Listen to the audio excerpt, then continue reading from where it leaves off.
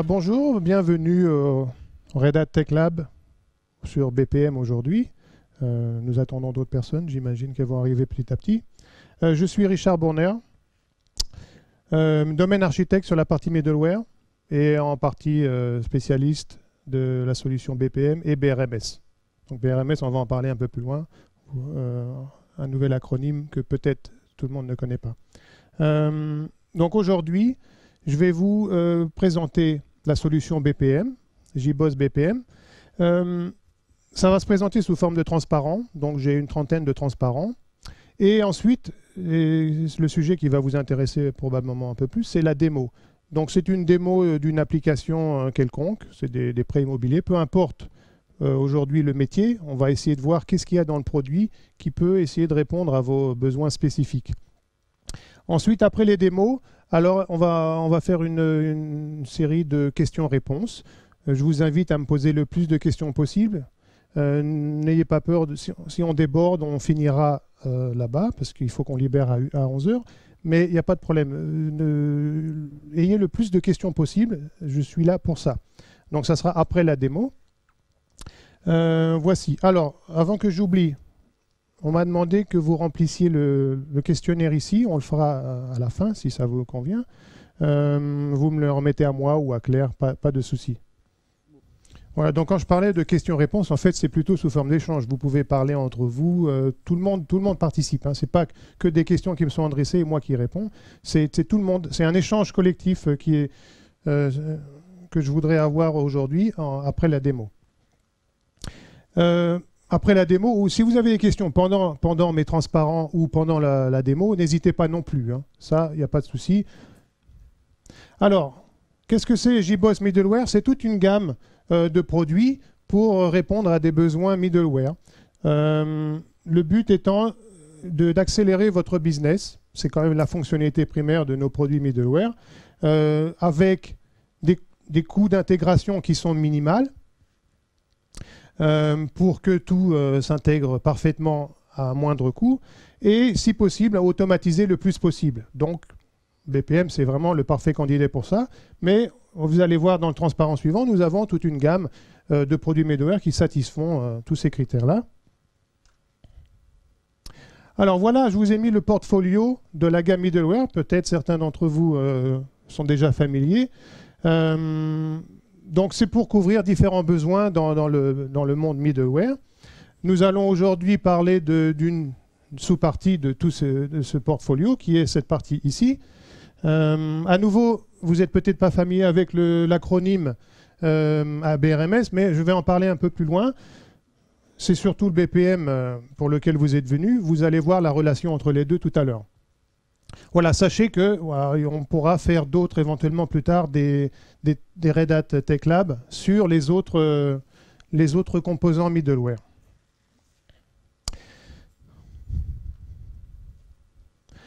Alors pourquoi BPM? Donc vous êtes plus ou moins tous dans une configuration où vous avez des stratégies dans votre entreprise avec des opérations à mettre en place.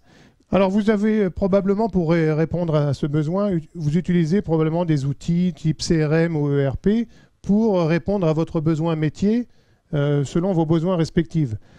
Alors ça marche évidemment, mais ça n'assure pas une couverture peut-être fonctionnelle globale. Vous avez éventuellement une perte d'agilité avec l'utilisation de ces outils. On voudrait bien en fait répondre à ces différents challenges avec des outils un peu plus flexibles, je dirais, qui vous permettent en gros, de gérer vos besoins métiers le plus rapidement et le plus souplement possible. C'est là où le BPM intervient pour répondre à ces challenges ici, et ce, quel que soit votre domaine fonctionnel. Je ne dis pas ici que le BPM a pour but de remplacer ces outils. Ce n'est pas ça l'intérêt. Le but, c'est justement de faire un complément en ajoutant un outil de BPM avec ce que vous avez déjà, éventuellement en remplacement de certains. Mais ce que je veux dire par là, c'est qu'un BPM n'a pas pour finalité de remplacer ces outils-là. Éventuellement certaines fonctionnalités, mais pas toutes. C'est en gros un bon complément à ce genre d'outils. Voilà, donc un BPM, j'imagine que vous savez tous à peu près ce que c'est. Donc voilà une représentation d'un BPM, c'est une séquence de tâches pour gérer vos besoins métiers. À vous de définir quel est le découpage de vos tâches, combien de BPM vous voulez. On parlait tout à l'heure avec vous de ne pas mettre un workflow trop compliqué. Effectivement, on peut le scinder en plusieurs. Voilà, la finalité étant que tous ces process doivent répondre aux besoins métiers. C'est quand même ça la finalité. Maintenant, il y a des contraintes évidemment techniques du genre, voilà ce qu'on disait tout à l'heure, si je ne veux pas avoir une usine à gaz non plus dans un seul process. Donc, on peut, à vous d'imaginer la création de process pour répondre à vos besoins fonctionnels, avec combien il m'en faut, est-ce que je peux, enfin, qui les maintient, comment est-ce que je les répartis dans l'entreprise, comment est-ce que je les appelle, etc., etc. Donc c'est là où le BPM a tout un intérêt, c'est pour combler voilà, le gap entre la stratégie et les opérations. Alors les facteurs critiques dans une entreprise qui se dit moderne, voilà, donc je ne vais pas lire le transparent, mais vous avez probablement dans vos métiers respectifs des contraintes similaires. Voilà, si ce n'est pas toutes, au moins certaines d'entre elles. En gros, la clé, c'est vous voulez gagner de la flexibilité. Donc c'est quand même un des gros gains du BPM, c'est la flexibilité. Pourquoi? Parce que le métier change souvent. Voilà, donc quand le métier change, j'aimerais bien ne pas avoir j'aimerais bien pouvoir gagner du temps, c'est-à-dire changer, impacter ce changement dans mon IT, et si possible à coût réduit. C'est pour ça que tout à l'heure je disais le BPM n'a pas pour but de remplacer les CRM ou les ERP, mais on gagne quand même un peu, en général, on gagne de l'agilité par rapport à ces outils-là.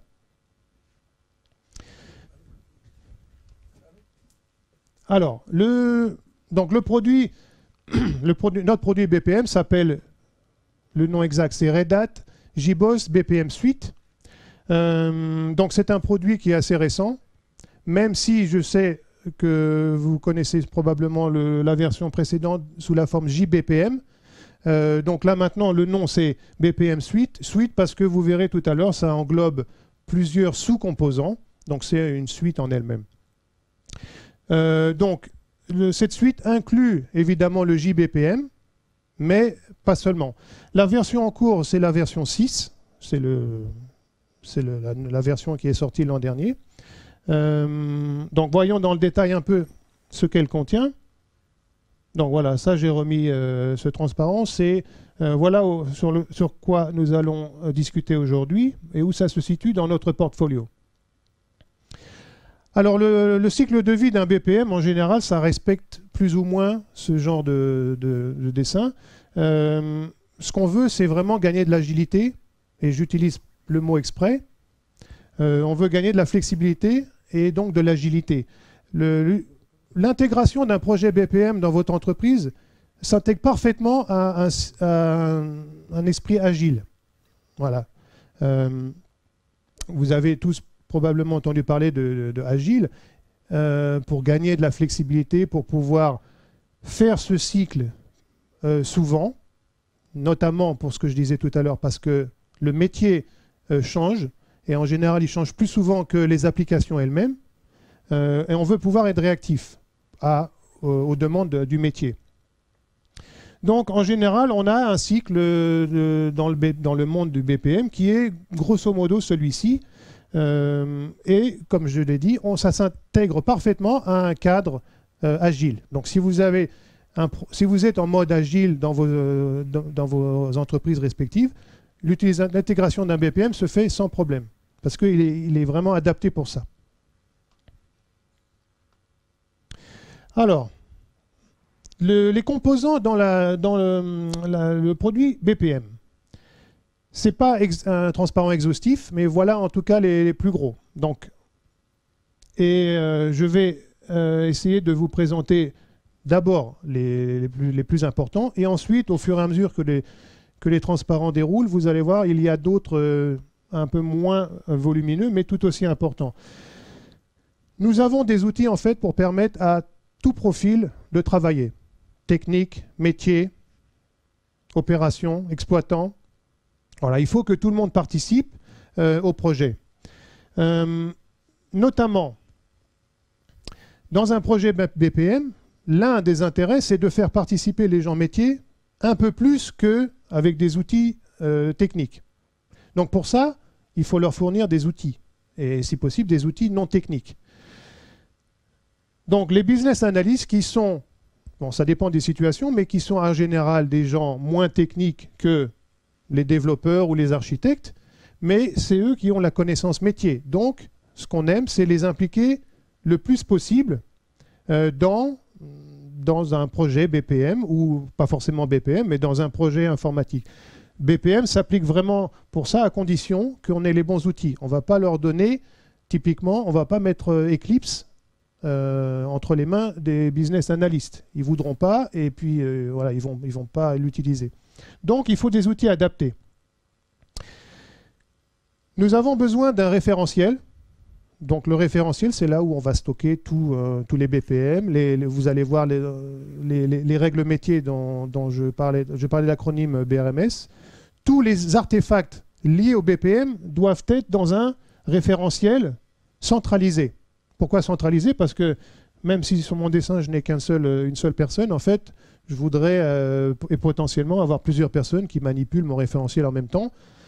Sans avoir besoin de faire de merge. Et je voudrais fournir des accès concurrents à ces gens-là. Même chose pour les développeurs, hein, c'est toujours vrai. Ce qui diffère entre là et là, c'est les outils que je vais offrir à ces profils par rapport à cela. Nous avons également pour les opérations. Alors après, c'est à vous de décider quel rôle exactement dans votre entreprise correspond à ce que j'ai mis sur le transparent, mais voilà, c'est les gens, par exemple, qui vont être en charge du déploiement. Déploiement, vous considérez, voilà, mon BPM, il a passé les tests, il est prêt à être déployé. Donc a priori, c'est ce genre de profil. Il faut aussi des outils adaptés pour ces gens-là. Ensuite, dans le cœur du BPM, eh bien, nous avons tout ce qui est moteur. Donc, nous avons un moteur de workflow et il y a également un moteur de règles. On va y venir tout à l'heure pour si vous avez un intérêt à avoir des règles métiers. Eh bien, nous avons un moteur qui est intégré également pour gérer les règles et un processeur d'événements. Là aussi, on va en parler un peu plus tard, ce que c'est exactement. Dans notre outil, il faut également pouvoir faire de l'intégration. C'est bien d'avoir des outils, mais il faut pouvoir les appeler. Je veux dire appeler les process qui ont été déployés. Pour ça, eh bien, nous avons toute une gamme d'outils, entre autres une API, qui va vous permettre de invoquer ce que vous avez déployé dans votre contexte. Donc, c'est-à-dire, quelle que soit l'architecture dans laquelle le workflow doit s'intégrer, il doit être pouvoir appelable. Donc, il faut pouvoir fournir ce genre de service. Donc là, ce n'est pas exhaustif, mais voilà, il faut que le BPM puisse pouvoir être appelé dans votre contexte IT, quelle que soit l'architecture, je répète. Voilà, donc ça, c'était vraiment la présentation de haut niveau de ce qu'il y a dedans. Vous allez voir qu'il y a beaucoup d'autres choses. Donc voilà, on descend un peu plus bas maintenant, avec certaines des technologies qui se cachent derrière ce dont je viens de parler. Typiquement, alors tout ça c'est vrai, c'est pour ça que le transparent s'appelle comme ça, c'est que, je dis ça surtout pour ceux qui ont manipulé JBPM en 5, la version précédente, il y a des gros changements structurels dans notre produit. En commençant par la structure du référentiel, maintenant nous utilisons des standards. Voilà, le but chez Red Hat, c'est d'utiliser le plus possible de standards. Et donc, en 5, le référentiel n'était pas standardisé, c'était propriétaire. Ce n'est plus le cas en 6. Nous utilisons un standard que vous connaissez probablement, Git. Donc voilà, on utilise Git pour le stockage de tous les artefacts du BPM. Alors, nous avons également... où est-ce que je pourrais commencer? Ici. en fait, nous avons voilà, ces deux-là et également celui-là font partie d'un outil qui est une grosse IHM, je vais dire. J'ai des transparents pour expliquer exactement ce que c'est, mais nous avons une appli, c'est une appli web. Web parce que, évidemment, nous voulons que tout le monde puisse utiliser cette appli en passant par le serveur. Donc c'est une appli web qui contient beaucoup de fonctionnalités. Donc elle s'appelle Business Central, on va en reparler après. Mais voilà, elle est donc c'est une interface web donc qui peut être utilisable par des gens non techniques.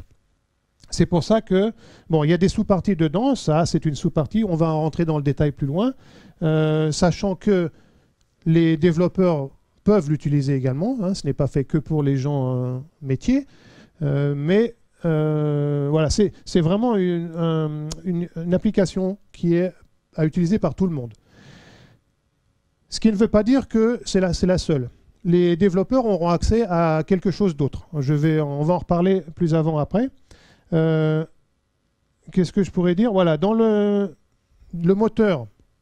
Donc dans le moteur, nous avons un composant, voilà, qui gère le moteur de règles et le moteur de workflow. Alors ça, on va en parler un petit peu plus loin parce que ça, c'est une brique un peu spéciale qui est en plus nouvelle. Donc on va en reparler après. Mais c'est une brique qui est également intégrée dans les moteurs disponibles. Voilà pour ce transparent. Alors, voilà pour quelques noms. L'appli web dont je parlais, c'est celle-ci, c'est son nom. Alors, elle a différents noms selon que vous utilisez la version communautaire ou version entreprise. Ici, aujourd'hui, on ne va parler que de la version entreprise.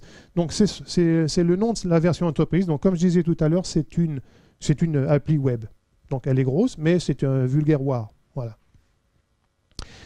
Donc, elle est destinée à tout profil. Maintenant, nous avons également quelque chose de plus intéressant pour les développeurs et éventuellement les architectes, en tout cas des profils techniques. Nous avons un outil qui s'appelle JBoss Developer Studio. Qu'est-ce que c'est? En fait, c'est un Eclipse qui est pré-packagé industriellement. Sous-entendu, c'est une version entreprise. Donc, ce n'est pas une version communautaire que vous pourriez faire éventuellement. Vous pourriez construire votre version à vous en prenant un Eclipse, des plugins communautaires pour manipuler nos outils. Et voilà, vous avez une version à vous. Mais ici, c'est une version que l'on recommande d'utiliser parce qu'elle est pré-packagée, elle est testée, supportée, et puis elle est configurée avec tous les plugins dont vous avez potentiellement besoin. Donc, y compris pour les plugins BPM. Voilà, donc en fait, les plugins dont je parle, ça n'est pas que des plugins BPM, il y a tous les plugins middleware qui viennent avec. Donc ça, ce n'est pas utilisé par les gens métiers. On peut, s'il y a certaines personnes métiers qui n'ont pas peur d'utiliser des outils comme ça. Mais la finalité, c'est pour les développeurs et les architectes. Voilà, tout à l'heure, c'était pour répondre à votre question. Donc nous, maintenant, le format de nos workflows BPM sont standards. Voilà. Donc ça répond vraiment au souci dont je parlais de Guy tout à l'heure, de suivre le plus possible les standards et les specs. Et voilà. Donc ce n'était pas forcément le cas en 5. Maintenant, c'est le cas. Le format, c'est du XML, c'est du BPMN2 standard. Ça veut dire que c'est manipulable avec d'autres outils que le nôtre. Donc ça peut être intéressant dans vos contextes. Toujours dans le souci d'utilisation de standards, on se base maintenant, en tout cas la version 6, sur Maven.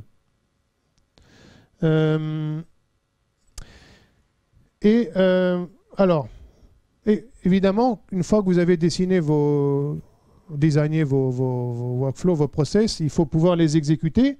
Et donc, on va reparler un peu plus en détail un peu plus loin, mais c'est ce que je disais tout à l'heure, il faut pouvoir exécuter ça dans n'importe quel contexte, c'est-à-dire le vôtre. Et chacun a des contextes d'exécution et d'invocation de BPM différents. Et voilà, donc vous avez ici, c'est pas exhaustif, mais plus ou moins, vous avez différents cas d'utilisation. Dans quel contexte est-ce que vous voulez appeler le BPM? Voilà, donc ça peut être des clients distants, ça peut être une application qui embarque voilà, le BPM, ou alors ça peut être, et c'est ce que je vais vous montrer dans la démo tout à l'heure, ça peut être depuis, voilà, depuis l'application, depuis l'IHM elle-même, je peux déclencher, démarrer des process et les suivre. Voilà, donc tout ça, ce sont des cas d'utilisation, à vous de voir dans quel contexte vous voulez l'utiliser. Alors, donc dans Business Central, donc c'est l'application, c'est une grosse application, il y a beaucoup de fonctionnalités. Parmi l'une des principales, c'est quand même de pouvoir dessiner votre BPM, votre workflow. C'est ce que je vais vous montrer dans la démo. Voilà, pouvoir dessiner, designer votre flow, mais si possible, que je fasse participer les gens non techniques. C'est quand même la finalité de Business Central, c'est que je voudrais les faire participer.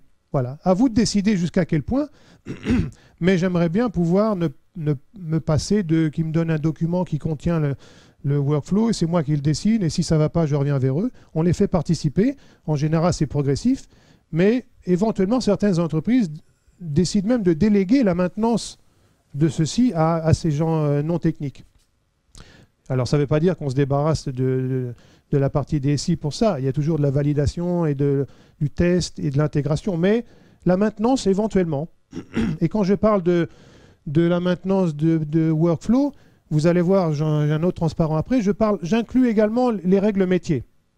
Donc, on va voir exactement ce que je veux dire par là, mais il n'y a pas que le workflow en lui-même que je peux vouloir déléguer à ces gens métiers. En tout cas, j'ai les outils pour. Et comme je disais tout à l'heure, c'est aussi un outil pour l'IT. Donc, voilà, à vous de voir, à un moment donné, qui fait quoi en termes de maintenance des BPM. Donc, c'est une application web, c'est un WAR. Cette appli, elle fait du déploiement. Donc, évidemment, hein, une fois que vous avez dessiné votre workflow, vous allez vouloir le déployer parce que votre application va le consommer. Donc, le déploiement se fait par un clic. Voilà. C'est aussi simple que ça. Maintenant, vous pouvez très bien ne pas déployer en utilisant cette application. Tout à l'heure, j'ai parlé d'API. Vous pouvez très bien utiliser l'API pour automatiser votre déploiement, par exemple. Voilà. Quand je dis sur un clic, ça veut dire que c'est quelqu'un qui le fait. Si vous avez envie de l'automatiser, alors il faut faire un petit peu autrement. Donc, et autrement, c'est en utilisant les API, vous allez voir plus bas, j'ai un transparent là-dessus, dans le cadre, je sais pas, de l'intégration continue, par exemple. Alors, la data persistance, c'est pas les données métiers en tant que telles, je veux pouvoir persister le déroulement de mon flow. Voilà, mon flow, quand il est démarré, éventuellement, il va s'interrompre à un moment donné. Typiquement quand j'ai des tâches humaines, voilà, on va voir ce que c'est dans le détail tout à l'heure, mais dans un flow, en général, je peux avoir des interventions humaines. Et donc dans ce cas-là, le flow s'interrompt en attendant que quelqu'un fasse quelque chose, et j'ai besoin quand même de conserver l'état d'avancement de mon flow. Donc voilà, c'est ça ce qui est mentionné ici, c'est la persistance de mon état d'avancement du flow. Ensuite, voilà, donc ça c'est le référentiel dont je parlais, qui est basé sur Git maintenant, et qui est vraiment... alors c'est important, c'est le mot centralisé qui est important, je disais tout à l'heure, parce que vous avez plusieurs personnes qui manipulent le même référentiel. Donc c'est le même référentiel Git, et qui contient vraiment tout ce qui concerne le flow et les éléments dont il a besoin. Alors, c'est Git, ça veut dire, oui, je crois que j'ai déjà dit, ça veut dire que vous pouvez manipuler ce référentiel avec des outils Git qui ne sont pas Red Hat. Voilà, il y en a plein sur le marché maintenant. Si vous avez envie, je sais pas, de faire des push et des commits indépendamment via notre outil, vous pouvez. C'est du standard maintenant. Alors voilà, vous allez voir ça un peu plus avant dans la démo, mais voilà la page d'accueil de l'IHM dont je parle, qui s'appelle Business Central. Oui, plutôt que de parler sur cet écran, je vais vous montrer dans la démo exactement les différentes options. En tout cas, je vais vous expliquer également ça. Ça, c'est important. L'organisation à l'intérieur du référentiel. Tout de suite. Alors, j'aurais bien aimé pouvoir projeter les deux transparents en même temps, mais je ne peux pas. En fait, si, je pourrais presque revenir là. Je répète un petit peu ce qu'il y a dans le suivant. Pour pouvoir gérer un référentiel volumineux et conséquent en fonction de vos besoins, je veux avoir une organisation souple. C'est-à-dire, typiquement, vous pouvez avoir beaucoup de workflow. Et j'aimerais bien pouvoir les regrouper selon une logique à vous. En général, c'est de la logique métier. Mais voilà, je voudrais un peu de flexibilité. Donc cette flexibilité se manifeste par 4 niveaux d'arborescence qui vous permet en général de gérer n'importe quel cas de figure. Donc vous avez un niveau organisation, référentiel, projet et package. Voilà, donc les noms, je dirais, importent peu, hein, c'est juste des niveaux dans l'arborescence. L'essentiel à savoir, c'est que ce sont le bas niveau qui contiennent les choses à déployer. C'est-à-dire, typiquement, ce qu'on déploie, ce sont des packages. D'accord? Donc, vous mettez dans un package tous les éléments qui ont un but fonctionnel. Je veux dire par là que vous pouvez très bien avoir beaucoup de packages, mais chacun a un but fonctionnel distinct l'un de l'autre. Après, si vous avez beaucoup de packages, vous pouvez avoir des projets, etc., etc. C'est à vous de décider de la structure de votre arborescence en fonction du nombre et de votre besoin fonctionnel. Et en général, ces 4 niveaux-là suffisent pour gérer quand même beaucoup de packages. Voilà, donc c'est ça que l'on va déployer. On va voir qu'est-ce que je déploie exactement, mais en tout cas, en termes d'organisation et de structure, c'est comme ça que c'est fait dans l'outil. Donc si je reviens à mon transparent, voilà, donc en général, c'est pas systématiquement vrai, mais en général, c'est un groupement qui est orienté métier. C'est-à-dire c'est vraiment pour remplir une finalité fonctionnelle. Maintenant, ce n'est pas toujours vrai, ça peut être, je ne sais pas, vous pouvez très bien avoir des parties techniques, purement techniques. Donc, et donc dans ce cas-là, c'est à masquer vis-à-vis des gens métiers, mais pas forcément. À vous de voir si vous avez des besoins purement techniques, où est-ce que vous les mettez? Est-ce que vous les mettez dans un package fonctionnel également ou à part? À vous de décider. Voilà, ça c'est l'unité de déploiement, c'est le package. Alors, JBoss Developer Studio, donc ça, j'en ai parlé tout à l'heure, c'est basé sur Eclipse. J'ai pas grand-chose à ajouter ici, c'est juste que nous, on recommande à nouveau d'utiliser ça plutôt que de faire votre propre environnement, qui peut marcher très bien, mais là, vous avez une version entreprise de l'IDE. Quelque chose d'intéressant, c'est que donc, j'ai déjà dit, mais je répète, ça, normalement, ce n'est pas destiné aux gens métiers. Mais quand même, pour les gens techniques, j'aimerais bien pouvoir rapatrier mon référentiel. Parce que ce qui a été fait, éventuellement, par les gens métiers dans Business Central, j'aimerais bien pouvoir le rapatrier dans mon environnement d'Eclipse. Par exemple, vous avez quelque chose qui ne marche pas bien. Vous avez envie de débugger.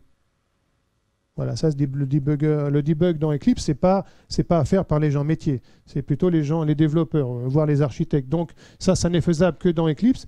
Il y a un moyen de synchroniser via Git, puisque évidemment, dans Eclipse, vous avez le plugin Git, de rapatrier le référentiel depuis le serveur qui héberge le Business Central vers votre environnement de développement. Et dans ce cas-là, le développeur a une copie en local des artefacts des packages. Et donc, débugger ou regarder ce qui ne va pas.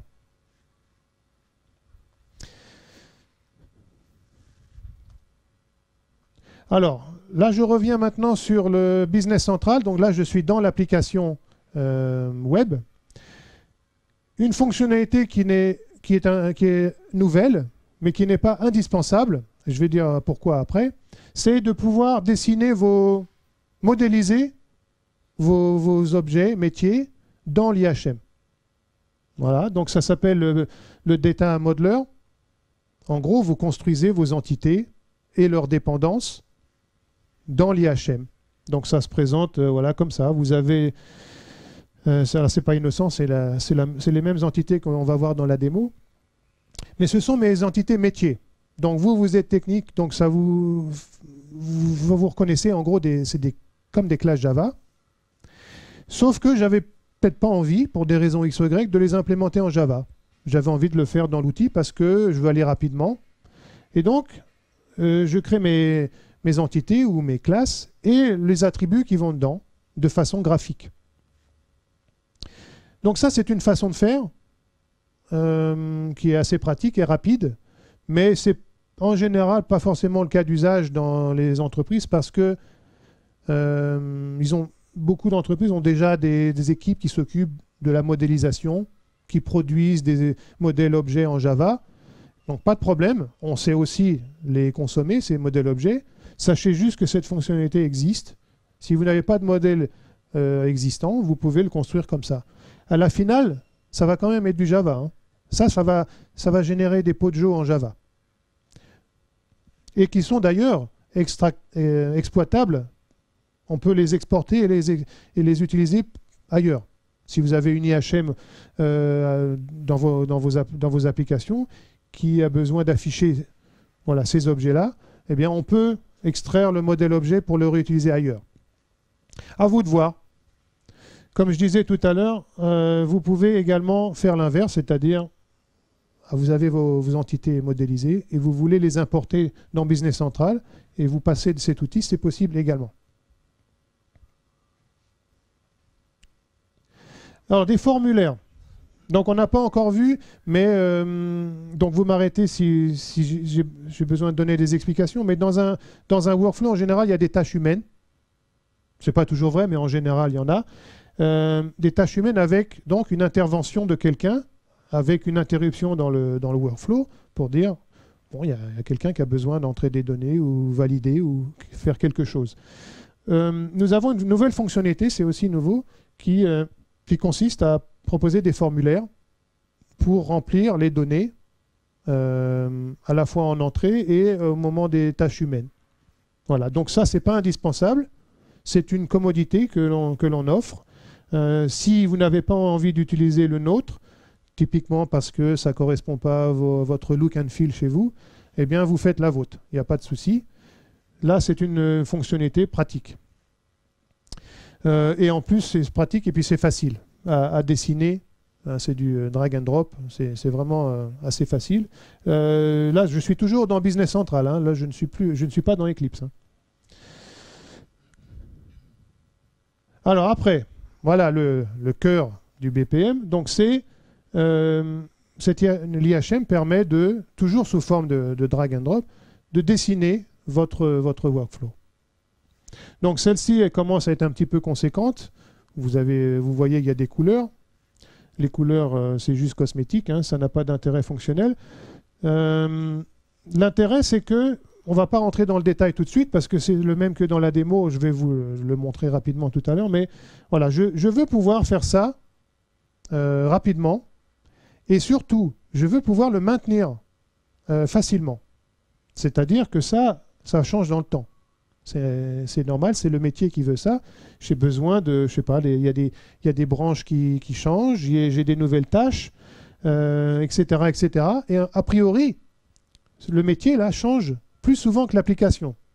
Je sais que j'ai déjà dit, mais c'est important parce que avoir un BPM qui centralise ce genre d'informations, eh bien, ça permet de se découpler de l'application dans le sens maintenance du terme. J'ai beaucoup plus de facilité à maintenir ça que si je faisais ça en Java, les branchements et les appels successifs. Alors, je peux déjà expliquer grosso modo les différentes boîtes. Qu'est-ce qu'on offre comme type de tâches. Donc les boîtes, ce sont des tâches.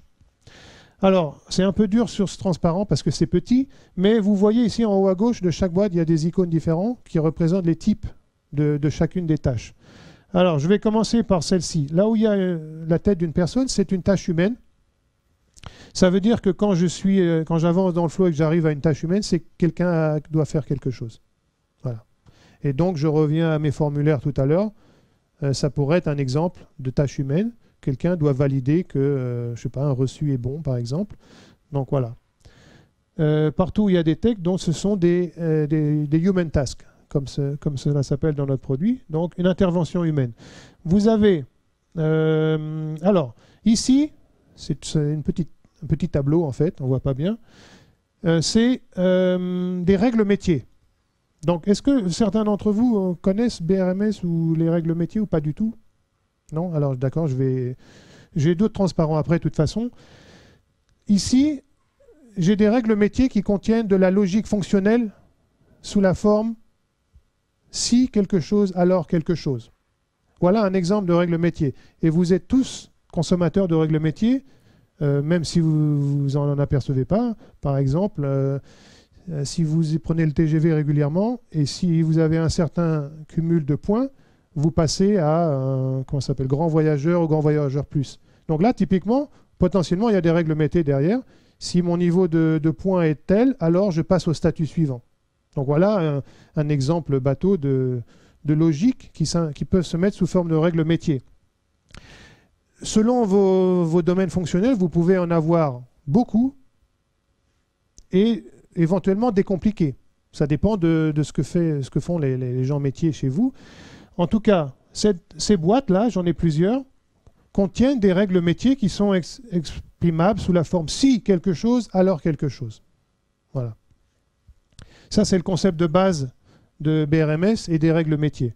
Donc ici, et on va rentrer dans le détail dans ma démo, parce que je vais vous montrer qu'est-ce qu'il y a dedans, quel exemple de règles j'ai. Voilà, typiquement, les règles de validation, c'est typiquement un cas d'utilisation pour utiliser un BRMS, pour faire valider que, et c'est pas innocent que ce soit en premier, valider que mes données en entrée soient cohérentes. D'accord? Sinon, je fais quelque chose. Voilà. Donc, voilà, toutes ces boîtes, ce sont des règles métiers, et on ne met pas tout dans la même boîte parce que certaines règles sont appelées à d'autres moments que d'autres. Vous voyez, d'après le nom, vous pouvez deviner leur fonctionnalité. Ensuite, je garde celui-là pour la fin. Ici, alors là, bon, ça ressemble à un parchemin en fait. C'est des scripts. On peut appeler des scripts depuis une tâche. Donc, voilà, à vous de voir qu'est-ce que vous voulez, quel type de script vous voulez appeler. Vous avez, il y en a une qui n'apparaît pas, je vais en parler en dernier. Ici, on a des web services. Donc, on veut pouvoir faire un appel externe. Donc, voilà, un web service, j'imagine tout le monde sait ce que c'est. Donc, depuis mon BPM, je veux pouvoir appeler un web service externe avec éventuellement une gestion de l'erreur. S'il ne répond pas, par exemple, je ne vais pas continuer. Donc voilà, il y a des exceptions à gérer et donc je peux le faire depuis le flow lui-même. C'est le cas ici. Si on a le temps, je vais essayer de le simuler tout à l'heure dans la démo. Ça dépendra du temps. Voilà, donc là, je sors si le web service ne répond pas. Une tâche qui n'est pas dans la démo et ni dans le transparent, c'est, je répondais à une question tout à l'heure, c'était une tâche qui n'existe pas dans le produit, mais par exemple un connecteur spécial. Donc nous, on ne peut pas fournir des tâches pour tous les connecteurs possibles, ou alors des choses à vous, faites en interne. Par contre, ce que l'on fournit, c'est ce qu'on appelle des custom tasks, c'est-à-dire vous créez une tâche qui appelle votre code. Donc, votre code Java, à vous d'implémenter la logique derrière, mais la connectivité, ce n'est pas vous qui le faites. Alors, je ne me souviens plus du dessin, mais il y a une tâche qui existe pour les custom tasks. Et d'ailleurs, vous pouvez même changer le logo, si je me souviens bien. Voilà. Donc, c'est à vous de coder qu'est-ce qu'il y a derrière. Mais elle est utilisable et on peut la mettre dans le flow. D'accord? Donc, typiquement, un connecteur vers quelque chose d'autre, eh bien, on fait une custom task. Alors, quelque chose aussi d'important ici, et qu'on ne voit pas immédiatement à l'écran, c'est les tâches. La disposition de mes tâches ici n'est pas innocent, et c'est quelque chose que je vous recommanderais de faire, dans le sens où c'est pas tout le monde qui a le droit de tout faire. Typiquement, et là en général je parle des tâches humaines, c'est pas les mêmes personnes qui vont avoir une action ici ou là, évidemment. Là, c'est un web service à réparer. Là, c'est quelqu'un de la finance qui doit prouver quelque chose. Donc, il y a un concept de rôle dans BPM qui est très important parce que, en gros, tout le monde ne peut pas tout faire. Chacun a une finalité dans le flow. Et donc, la boîte, quelque part dans la boîte, j'ai dit, c'est à ce rôle-là d'intervenir dans la mesure où j'y viens, si le flow m'emmène là. C'est pas une personne, je veux dire, c'est pas une personne de ce rôle-là qui doit résoudre la tâche ici, et vice-versa. Donc, c'est pour ça que je dis que la disposition est importante, parce qu'en fait, dans la démo, ça a été fait comme ça. Les lignes correspondent aux différents rôles. Voilà, donc ici, vous avez un rôle finance. Ici, c'est un rôle admin, je crois, plutôt technique. Ici, vous avez, enfin, je ne me souviens plus exactement, vous avez un manager quelque part, etc., etc. Voilà, donc le concept de rôle est important. Et pourquoi? Parce que quand le flow, l'exécution du flow va s'interrompre, parce que vous arrivez à une tâche humaine, vous n'êtes pas censé intervenir sur une tâche qui n'est pas pour vous. Sous-entendu, vous vous êtes logué, en tout cas si on le fait dans notre IHM, vous vous êtes logué dans notre IHM avec un certain rôle. Et donc, si vous êtes un rôle, par exemple celui-ci, finance, vous n'avez pas vous ne devriez pas avoir la possibilité de voir que le flow, il est là. En tout cas, vous ne pouvez pas agir dessus. C'est normal. Voilà. Il y a des questions là-dessus? Pas encore? Oui. Oui, alors c'est ça. Voilà. Ça, quand c'est sauvegardé, c'est du XML qui est BPMN 2.0. C'est ça qui est manipulable par d'autres outils qui sont aussi compliant. Oui, c'est ça. Voilà, donc le code couleur, c'est vous qui le définissez. Et vous voyez ici, vous avez un concept de swim lane ici pour regrouper les choses qui ont un facteur commun dans le sens fonctionnel du terme. Voilà, ici, oui d'ailleurs je me suis trompé, là, ce rôle-là c'est manager, là c'est broker, enfin peu importe. Il y a différents rôles et ils ont été regroupés comme ça. Ici, on a encore un autre d'ailleurs. Enfin ça c'est pas très grave pour le moment. Alors, qu'est-ce que j'aurais pu oublier de dire? Vous avez évidemment des branchements. Hein.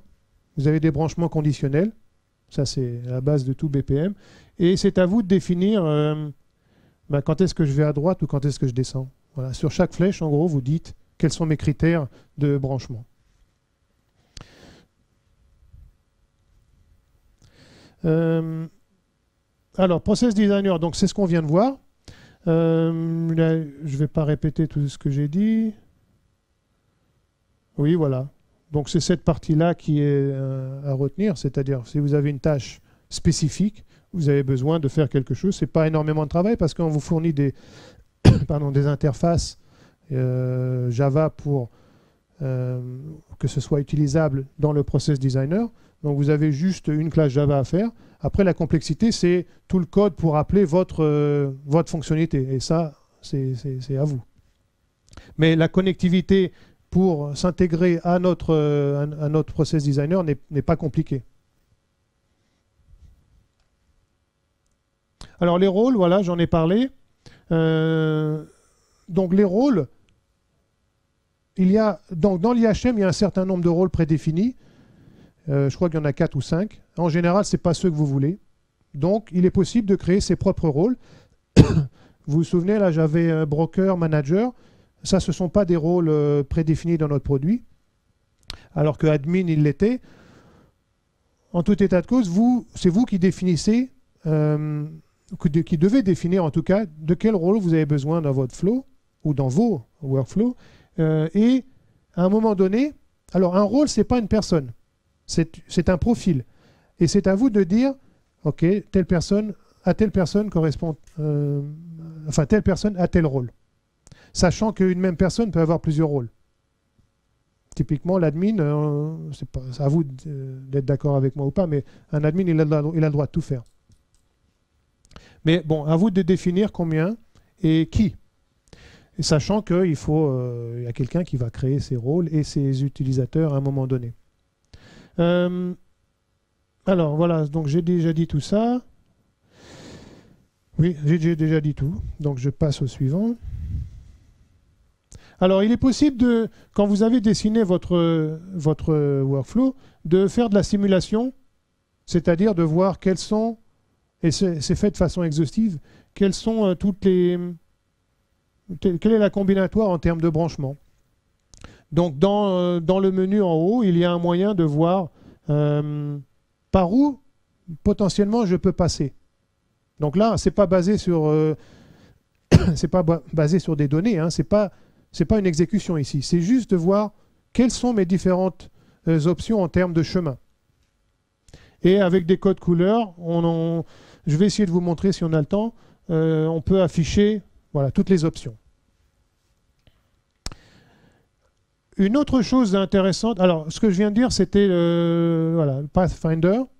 Maintenant, il y a également une deuxième fonctionnalité qui est le simulateur. Lui, comme son nom l'indique, il va exécuter des choses, il va faire de la simulation, mais il va pas utiliser vos données. Il va générer des données en fonction de ce que vous avez défini ici. Vous êtes censé fournir qu'est-ce qu'il attend en entrée, qu'est-ce qu'il attend en sortie, s'il y a des choses intermédiaires. Et donc lui, il va générer des données un peu bidons pour voir. Voilà. Donc vous pouvez dire combien vous en voulez. Voilà, c'est un simulateur, ça vaut le coup de jouer avec, à vous de voir si c'est un intérêt pour vous.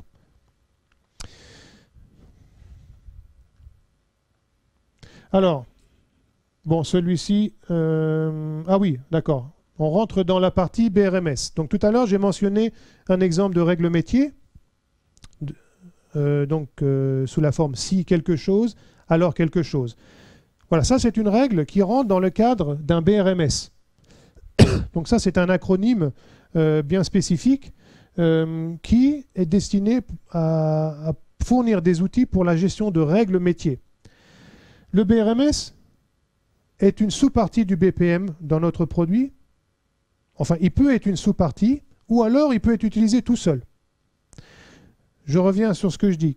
Si vous avez dans votre... Si je reviens à mon process, si vous avez un besoin d'écrire de la logique métier, comme je viens de le dire sous la forme si alors, donc dans des boîtes comme ça, alors vous allez utiliser le BRMS.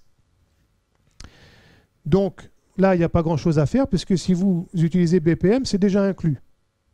Sachez juste que BRMS peut être utilisé tout seul, c'est-à-dire sans les autres types de tâches. Voilà, c'est une fonctionnalité qui est inclue dans BPM, mais qui peut être utilisée toute seule. Je ne vais pas m'attarder là-dessus, sachez juste que c'est possible, c'est-à-dire si je veux une application qui n'utilise que des boîtes comme ça, en fait. Voilà. Je n'ai pas besoin de tâches humaines, je n'ai pas besoin d'appels externes, etc. Je n'ai pas besoin de custom task. Je veux que gérer des règles métiers, toujours quand même avec la possibilité de les gérer de façon graphique, donc avec un flow aussi. Mais ce n'est plus un workflow, c'est ce qu'on appelle un rule flow, parce que c'est un flow avec que des règles. Donc si je reviens à mon transparent, voilà, donc l'outil est le même pour BRMS, c'est-à-dire Business Central est utilisable aussi pour BRMS, vous avez vu, dans ce cas-là, je n'ai plus le droit d'utiliser que des tâches de règles.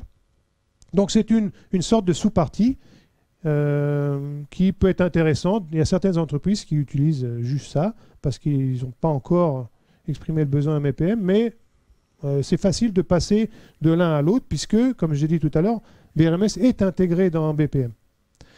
Donc c'est le même principe, hein. Vous avez un référentiel central avec des outils destinés à des gens techniques et non techniques. Donc grâce à Business Central, je vais vous montrer un exemple. On peut écrire des règles métiers de façon verbalisée. Je n'ai pas envie de les écrire en Java, je n'ai pas envie de les écrire dans un langage technique. Je voudrais que ce soit des gens métiers qui les maintiennent et éventuellement écrivent des nouvelles. Vous allez voir après. Voilà, donc là, c'est de la répète. Donc vous avez une API qui est très similaire d'ailleurs. Hein. L'un des intérêts du BRMS, c'est potentiellement vous pouvez avoir des milliers de règles. Il y a des métiers très compliqués où il y a beaucoup de logique. Et plutôt que de les mettre en dur dans du Java, on les met dans un outil de BRMS et on peut en avoir des milliers, voire des dizaines de milliers. Nous avons des clients avec des dizaines de milliers de règles. C'est pas rare. C'est un peu plus dur à maintenir, mais c'est faisable. Et donc le moteur, je ne vais pas rentrer dans le détail, mais l'algorithme du moteur de règles fait qu'il est capable de gérer beaucoup de règles. Parce que voilà, en interne, il construit un arbre tel qu'il se débrouille pour que ça booste. Donc les règles métiers, qu'est-ce que c'est? Ça prend une décision, c'est tout. Donc quand je vous ai dit tout à l'heure, si quelque chose, alors quelque chose, bah c'est le alors ici qui compte, dans le sens, je prends une décision. Donc par exemple, si je prends de la boîte qui s'appelle validation, on va le revoir dans la démo, ça pourrait être aussi simple que est-ce que c'est valide, oui, non. Voilà. Par contre, ce qui peut être compliqué, c'est les conditions de ma règle. Dans quel cas est-ce que c'est vrai, dans quel cas est-ce que c'est faux? Ça peut être compliqué parce que ça dépend de votre métier. C'est bon, vous m'arrêtez si vous avez des questions, n'hésitez pas. Oui, c'est ça. Alors Drool, c'est le nom de la version communautaire. Et nous, il s'appelle JBoss BRMS. Parce que Drool, c'est pas que le moteur. Drool, c'est aussi le nom de tout le package, mais version communautaire. Et le moteur, oui, il est dans Drool et il est dans BRMS. Voilà, oui. Donc voilà un exemple de règle métier. Je ne vais pas m'attarder trop longtemps. Et ce qui est intéressant ici, surtout d'un point de vue expert métier, donc profil non technique, c'est que ça a été verbalisé. Donc je n'ai pas écrit un truc en Java ni en langage propriétaire incompréhensible. D'accord? Donc ça, c'est quelque chose que les gens métiers comprennent. Une autre façon de faire, c'est ça, et là, ils comprennent encore mieux, les gens métiers, c'est-à-dire, j'exprime ma logique de métier sous forme de table de décision. Donc ici, en fait, les bleus, ce sont mes conditions. Voilà, si j'ai un credit score entre, j'arrive même pas à lire, 660 et 680, et si, je ne sais plus ce qu'il y a écrit, et si quelque chose est à 30, alors, je mets une valeur à... Donc ça, c'est quelque chose de très facile à comprendre par les gens métiers et à maintenir. Parce que le but, c'est quand même qu'ils participent non seulement à l'élaboration, mais à la maintenance. Et donc, ce que je disais tout à l'heure, c'est dans le cas où je veux exécuter juste des règles, j'ai le même concept que dans le BPM, mais juste des règles. Il y a également une autre fonctionnalité dans BPM, c'est si je veux des règles métiers pour gérer des événements. C'est-à-dire, typiquement, un gros volume d'événements avec des règles métiers qui ont un concept de temps dedans. Je vais vous donner l'exemple. Voilà. Voilà, vous avez une règle métier ici qui a été verbalisée. L'un des intérêts principaux de cette règle, c'est ça. J'ai un concept de temps. Sous-entendu, voilà, je veux comparer des événements avec un concept de temps. Donc je veux pouvoir gérer ça et potentiellement en recevoir beaucoup. Donc, si je reviens à mon transparent précédent, il y a une fonctionnalité dans Drool et dans notre produit BPM qui gère le pouvoir écrire des règles basées sur le temps. Donc je vous laisse imaginer tous les contextes d'utilisation, il y en a beaucoup. Typiquement, voilà, c'est des événements et tous les événements ne sont pas pertinents, mais il y en a certains qu'il faut traiter et ces événements ont un concept de temps qui n'existe pas forcément pour d'autres règles.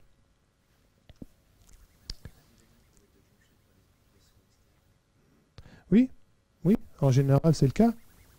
Si typiquement vous avez des émetteurs qui envoient quelque chose, ça passe, enfin on les reçoit dans l'application.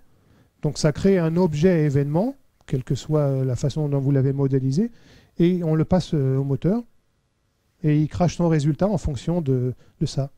Alors à vous de décider l'architecture, c'est-à-dire est-ce que vous avez envie de les envoyer un par un, ou alors de faire des lots et de les envoyer par lot. On peut faire tout ce qu'on veut ici. À vous de décider quel est votre cas d'utilisation pour la réception des événements, mais c'est l'application, oui, qui passe au moteur l'objet événement. « 」 « 」 « 」 « 」 « 」 « 」 « 」 « 」 « 」 « 」 « 」 « 」 « 」 « 」 « 」 « 」 « 」 « 」 « 」 « 」 « 」 « 」 « 」 « 」 « 」 « 」 « 」 « 」 « 」 « 」 « 」 « 」 « 」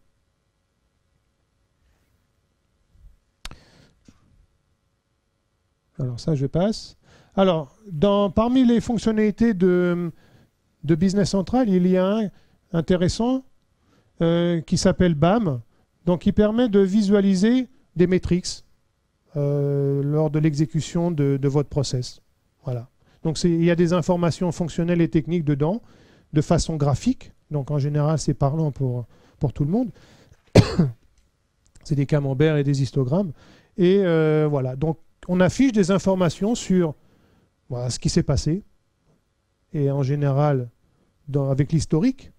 D'accord ? Donc il y a de la persistance de tout ce que. La persistance dont j'ai parlé tout à l'heure pour le déroulement des des workflows, eh bien c'est là où on va l'utiliser, où le BAM va l'utiliser pour l'afficher. Donc vous avez un exemple ici de choses qu'on peut voir. Voilà, il y a des tableaux, des graphiques. Voilà un exemple. Donc celui-là, il n'est pas super intéressant parce que il n'y a pas beaucoup de données. Mais évidemment, si votre serveur ne s'arrête pas, ça commence à s'accumuler, la base de données se remplit et vous avez des informations pertinentes. Et donc, les temps de réponse typiquement qui peuvent s'afficher deviennent de plus en plus pertinents.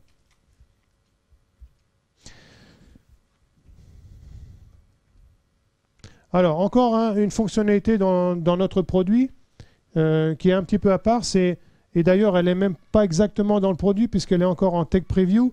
Ça sera vraiment partie prenante du produit en 6.1, c'est-à-dire totalement supporté en 6.1. Là, c'est un autre moteur à l'intérieur, c'est pour faire de l'optimisation. Quand vous avez des problèmes de combinatoire, voilà, j'ai mis quelques exemples ici, allocation de ressources, typiquement. Ce sont des problèmes compliqués en termes de combinatoire. Là, ce ne sont pas des algorithmes traditionnels qui vont résoudre ça. C'est trop gourmand. La combinatoire fait que vous n'avez pas des temps de réponse acceptables. Donc, il faut des algorithmes dédiés. Ce qui est le cas ici. Alors, il y a deux noms. Hein. Ça, c'est le nom de la version communautaire. Et quand on l'intègre dans notre suite, donc dans la version entreprise, il s'appelle comme ça. C'est juste pour votre information. À la base, derrière, c'est quand même le même produit. Et donc, voilà, il faut juste savoir que c'est un autre algorithme derrière. Ce n'est pas fait pour résoudre les mêmes problèmes. Donc, à vous de voir s'il y a un intérêt. Ça fait partie du produit. Vous avez BPM, donc vous avez ça avec. Et je vous recommanderais, quand vous avez 5 minutes, de exécuter les démos. C'est génial. Une des personnes a fait des IHM pour... Typiquement, ça vient des démos. Alors, les API, j'en ai parlé tout à l'heure, c'est bien beau d'avoir des process, mais il faut pouvoir les intégrer et les exécuter. Donc, soit vous faites tout dans Business Central, ce qui est possible également, c'est ce qu'on va faire dans la démo, soit probablement, c'est le cas chez vous, vous avez à l'intégrer à vos applications, à votre système. Et donc, ça se fait par l'intermédiaire d'API. Donc, vous avez plusieurs options. Soit vous pouvez communiquer avec Business Central directement par du REST, soit vous faites du code Java qui va charger les process qui ont été déployés.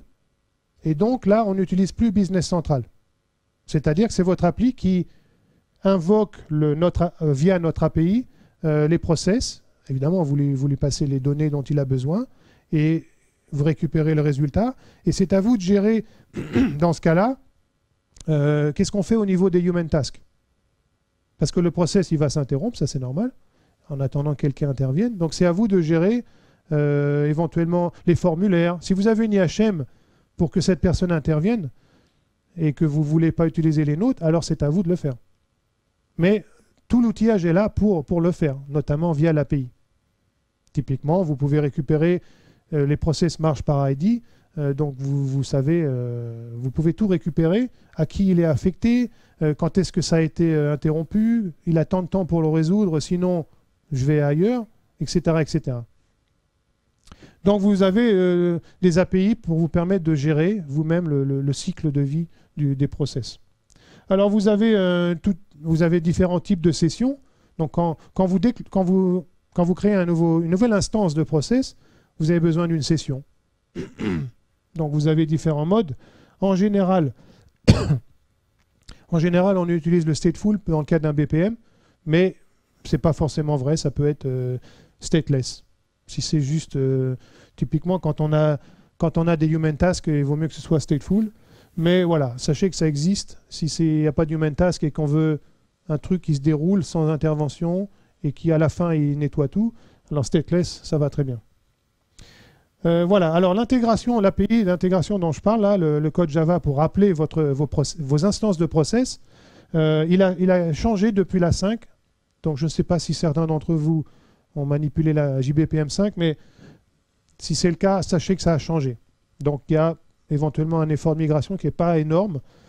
Donc ça, voilà, peu importe, ce sont des classes Java qui commencent par ça. Tout à l'heure, j'ai parlé de package. Vous vous souvenez, dans l'organisation de mon référentiel, j'ai un concept de package qui est l'unité de déploiement. Alors c'est ça. Quand je génère quelque chose, depuis Business Central ou à la main si je veux l'automatiser, ce quelque chose, c'est un jar, voilà, qui contient tout ce qu'il faut dedans pour être exécutable. Tout, c'est-à-dire mon process, les éléments qu'il tire, les règles métiers dont je parlais, etc. Je ne parle pas des données ici. Hein. Les données, c'est à fournir également, mais ce n'est pas dans le cas jar. Cas, d'ailleurs, entre parenthèses, c'est pour knowledge. Hein. C'est nos conventions, mais c'est un jar normal. Voilà, donc, vous devez avoir déployé un jar qui contient vos process et que votre appli va consommer. Et donc, on les consomme via les sessions. Donc, tout ça, ça se fait dans l'API. Il y a 10 lignes de code. Allez, peut-être un peu plus si on gère les exceptions, mais il n'y a pas grand-chose. Et après, il y a peut-être plus que 10 si on veut faire tout ça. On peut mettre plein de listeners pour faire quelque chose de stable. On ajoute un peu d'enrobage. Voilà. Pour l'API, je ne vais pas m'attarder. Alors là, je vais passer vite aussi. Voilà donc tous les intérêts d'utiliser un BPM comme le nôtre, sachant que le dernier point est intéressant parce que je ne vais pas en parler trop aujourd'hui, mais il s'intègre parfaitement dans une offre cloud, notamment via OpenShift, notre produit. Ça se fait de façon intuitive et très facile. Voilà. Qu'est-ce que je pourrais ajouter? Non, j'ai déjà mentionné un peu tout. Là aussi, je vais passer vite. Ce sont voilà, les fonctionnalités de notre outil BPM. Oui, j'ai parlé de tout ça. Analytics, Asset, Workspace, oui. Là, j'ai parlé de tout. Alors, avant de passer à la démo, juste pour vous dire, nous, on est capable de vous aider s'il y a besoin à toutes les étapes de l'intégration d'un BPM, architecture, design, mise en place, tuning éventuellement, optimisation. Donc on a toute une équipe, hein, on a des architectes et des consultants, dont je fais partie, qui peuvent vous aider. Et nous avons également des formations. Donc si ça vous intéresse, pour le BPM, il y en a une, qui est celle-ci. Pour BRM, il y en a 3. Pourquoi 3? Parce que ça dépend des profils. Quelqu'un qui est métier et pas technique ne va pas suivre la même formation que quelqu'un de technique. Et la 3e, c'est celle qui englobe les deux. Voilà, mais aujourd'hui, vous êtes surtout venus pour BPM, donc c'est celle-ci. Voilà le code et la personne à contacter si vous êtes intéressé. Voilà, j'ai fini pour les transparents. Je suis dans les temps ou c'est bon? D'accord. Vous êtes prêts pour la démo? J'ai combien de temps là? 10h44. Combien? D'accord. Alors, normalement ça tourne. C'est pas celui-là. Ouais, sauf que je vois pas ce que je fais. Excusez-moi, je vous tourne le dos. Alors, donc voilà l'écran que vous connaissez maintenant. Donc ça, c'est juste l'écran d'accueil.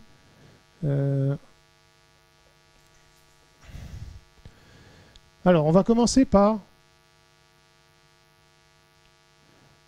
Alors, pour des gains de temps, on a déjà un process dessiné, parce que ça me prendrait un peu de temps de le faire. Alors, c'est celui qui était dans les transparents. Peu importe le domaine fonctionnel ici, hein, c'est des mortgages, c'est-à-dire des prêts immobiliers pour un achat d'appartement.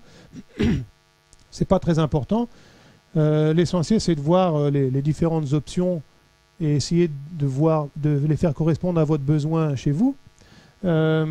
Cette appli, elle a d'intérêt qu'elle utilise à peu près tout, si ce n'est ce que j'ai dit tout à l'heure, la custom task. Il n'y a pas de tâches personnalisées ici.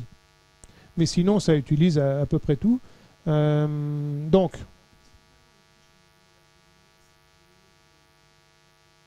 oui, on peut, oui, oui. Alors, JMS, oui, pour les bases, non. Oui. SAP, là, il faut que je me renseigne. J'ai déjà eu cette question et je ne me souviens plus si ça a été mis. Je vais me renseigner pour ça. Je vous dirai. Donc là, bon, j'ai rien de plus à ajouter par rapport à tout à l'heure. Vous m'interrompez si vous avez des questions, hein. Ce qui est important, donc, oui, alors, je parlais tout à l'heure de rôle. Donc, ici, vous avez groups qui correspond au rôle de cette tâche humaine. Donc, ça veut dire que la personne qui va se loguer dans l'appli, si elle a été affectée au profil manager, elle aura la possibilité d'agir sur les instances de workflow qui se sont interrompues là-dedans. Même chose ici, etc., etc. Vous voyez ici, ça c'est pour les brokers, etc. Donc c'est assez intuitif, hein, je ne vais pas m'attarder. À vous de verbaliser tout dans le flow pour que ce soit compréhensible aux gens non techniques. Et l'intérêt, c'est que vous utilisiez leur vocabulaire. Si vous ne le connaissez pas, il faut demander. L'intérêt, c'est vraiment que vous utilisiez le même vocabulaire. À la fois dans le flow même, mais dans les règles métiers que je vais essayer de vous montrer après. C'est-à-dire les si alors, moi, je n'invente pas. J'essaie de capter leur vocabulaire. Et donc, c'est vrai pour là aussi, dans les cases, dans les tasks et dans les flèches. Il faut que ce soit vraiment facilement maintenable. C'est vraiment ça la finalité. Parce que c'est facile de le créer, mais c'est peut-être moins facile de le maintenir si dans 6 mois vous revenez, et si en plus il y a eu des nouvelles ressources qui sont censées le maintenir, il faut que ce soit compréhensible immédiatement. Alors, donc pour le dessiner, je ne vais pas le faire parce que c'est déjà fait, mais vous avez à gauche, voilà, une petite flèche qui correspond à toutes les options de dessin.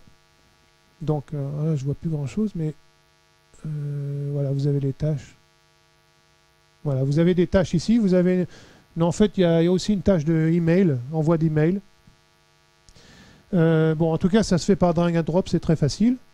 Et donc à droite, je l'ai fait un peu rapidement, c'est la fenêtre propriété. Donc, en fonction de ce qui est sélectionné, ce qui est à droite se remplit. Et donc, elle se remplit en fonction de ce que vous avez sélectionné, hein. Si par exemple, je sélectionne une flèche, peut-être pas celle... Ouais, si, pourquoi pas. Alors, donc ici, c'est quelle est la condition de mon branchement. Donc ici, est-ce qu'il y a une fonction quelque part qui dit est-ce que j'ai une erreur de validation? Oui, non. Et donc, ici, j'en ai une, parce que ça retourne vrai. Et ici, j'en ai pas, parce que voilà, la boîte verte s'est bien passée. D'accord? Donc, typiquement, dans la boîte verte, il se trouve ici que c'est une boîte de règles métiers. Donc, les actions de mes règles, le alors, il va en gros mettre validation erreur, oui, non. Voilà. Et pareil partout. Donc, c'est à vous de... Alors, le label sur les flèches, vous mettez ce que vous voulez. Par contre, là, il faut que ça ait un intérêt pour le branchement. Donc, c'est un peu... Là, c'est plus technique. C'est pas aux gens métiers de le faire. Ça, c'est plutôt aux gens... pardon, c'est pas aux gens métiers de le faire, c'est aux gens techniques. Il y a une syntaxe à respecter. D'accord? Donc, quand je disais qu'il faut qu'ils participent, oui, mais jusqu'à une certaine mesure. Et on ne peut pas leur laisser tout faire non plus, parce que il y a quand même des choses techniques ici. Alors, voilà, qu'est-ce que je pourrais dire? Donc vous avez un point d'entrée et un seul, mais vous avez plusieurs points de sortie. Alors là, vous ne les voyez pas.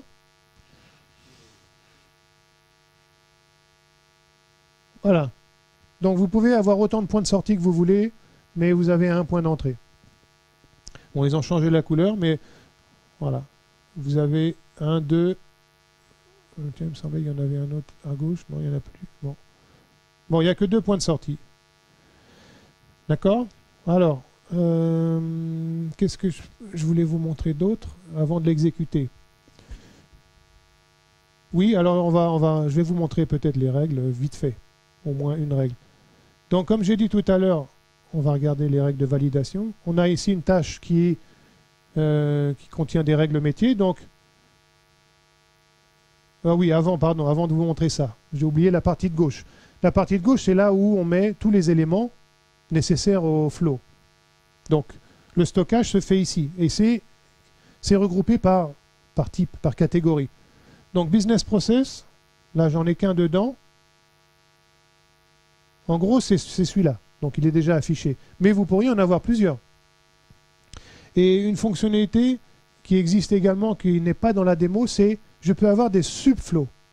Si votre workflow il commence à être gros, et je ne parle pas gros en termes d'exécution, je parle en termes de visualisation maintenance, vous pouvez très bien faire des subflows.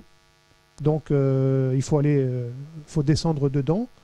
Alors, il y a 2 intérêts. Le premier, c'est visuellement parlant, évidemment. Vous avez quand même moins de choses à l'écran puisque vous descendez dedans pour voir le subflow. Et le deuxième intérêt, c'est que vous pouvez très bien avoir envie d'appeler le subflow tout seul.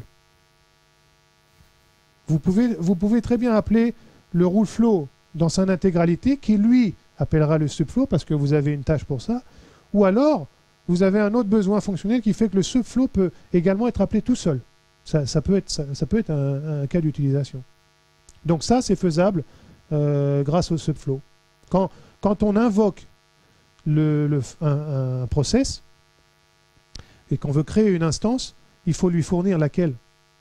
Donc elle a un ID et vous êtes censé lui dire laquelle. Et donc laquelle peut être le principal ou le subflow. Donc ça n'est pas qu'un intérêt visuel. Donc voilà, donc ici j'en ai qu'un. Ensuite, alors, le DRL, je passe pour le moment. Je vais passer aux formes. Donc si je prends les validations, je n'arrive pas à lire. Oui, je pense que ça doit être... Bon, c'est pas très grave, c'est peut-être pas de la validation, mais enfin voilà. Voilà un exemple de formulaire qui a été créé dans Business Central et qui peut être utilisé tel quel. Lorsque je vais dérouler la démo, c'est ça qui va apparaître.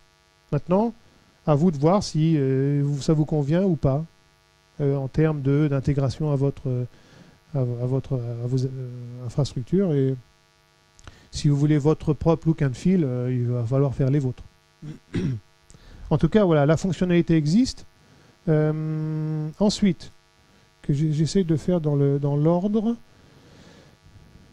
je vais vous montrer, voilà, dans les règles, maintenant, les règles métiers, vous vous souvenez tout à l'heure dans mon transparent, j'avais ça. Donc, voilà, c'est un ensemble de règles métiers.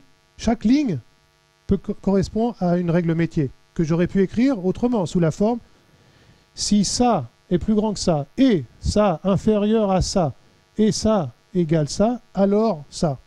Je pourrais très bien l'écrire en français comme je viens de le dire.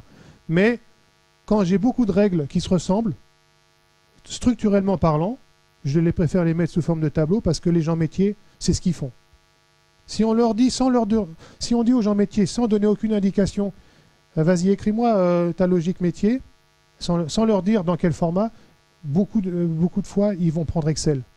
Parce que c'est compréhensible pour eux, ils savent utiliser Excel. Et puis, souvent, les règles sont structurellement parlant. Il n'y a que les données qui changent. Donc, intuitivement, les gens ils font ça sous Excel. Et alors, pour nous, c'est un intérêt parce que non seulement si elles sont capturées dans Excel, on aimerait bien qu'elles soient implémentées aussi sous un format qui ressemble. Donc, ça, c'est ce qu'on appelle une table de décision. Donc, c'est un vulgaire tableau, hein, avec des colonnes correspondant aux conditions, aux actions. Celle-ci, elle a été dessinée dans l'IHM, donc c'est du HTML. Mais j'aurais très bien pu importer un fichier Excel. Voilà, il existe cette fonctionnalité dans le produit que je peux faire la même chose dans un fichier Excel ou CSV, ça marche aussi, ou OpenOffice. Voilà, et donc je l'aurais importé, puisque je ne vais pas la maintenir visuellement dans notre outil, hein. C'est des Microsoft Excel ou LibreOffice. Et donc je l'importe, mais je peux la consommer pareil. Modulo quelques contraintes techniques qui sont à faire par les gens techniques, mais pas à maintenir par les gens métiers. Les gens métiers, ils ont juste à remplir ça. Les gens techniques, ils doivent définir les colonnes et ce qui se cache derrière. Donc voilà un exemple de table de décision qui est dans ma première boîte verte. Et alors, celle-ci, alors, les couleurs ne sont pas innocentes, c'est de l'action de la règle. Les 3 bleus, ce sont des conditions. Donc ce que je dis, si ça est vrai, c'est-à-dire supérieur à ça, et, parce que c'est un et implicite, ça inférieur à ça, et ça égale à ça, alors fais quelque chose. Et ce quelque chose, c'est ça, c'est-à-dire que j'ai un champ quelque part dans mon modèle objet qui contient, je ne sais plus ce que ça veut dire APR, bon, peu importe, c'est une valeur métier numérique qui est stockée dans un attribut d'une classe quelque part et que j'affecte ici. Ici, je n'affecte rien, je me contente de comparer. Ici, je ne compare rien, je me contente d'affecter. Sous-entendu que je vais la réutiliser ailleurs. Ou alors peut-être pas, en tout cas ailleurs, peut-être pas forcément dans mon workflow, dans mon process, mais à l'extérieur peut-être. Ça peut être une valeur crachée par... Et oui, c'est une sorte de scoring ici. Oui, c'est juste, c'est de l'anglais ici, je ne me souviens plus. Oui, ça doit être un taux de prêt. Et donc, ce taux de prêt, là, ici, il n'est pas utilisé, il est affecté. Et donc, sous-entendu, il va être utilisé soit dans la suite du process, soit il va être en sortie, parce que c'est votre appli qui va consommer cette valeur. Ça, je ne veux pas le savoir à ce niveau-là. C'est vous qui avez la vision d'ensemble, qui savez quoi en faire. Mais voilà, c'est pour ça que c'est 2 couleurs différentes, ça n'a pas été mis exprès. Enfin, je veux dire, c'est dans le produit, il y a moyen de configurer les couleurs, mais par défaut, c'est comme ça pour distinguer le alors du si. C'est bon? Et là, vous allez comprendre encore plus quand je vous montre une règle qui n'est pas sous forme de table de décision. Voilà, c'est celle. Voilà. Donc, voilà comment ça se présente dans notre produit. Donc, moi, j'ai fait quelque chose pour verbaliser, parce que le produit, il ne sait pas le faire. C'est mon vocabulaire, mon langage naturel.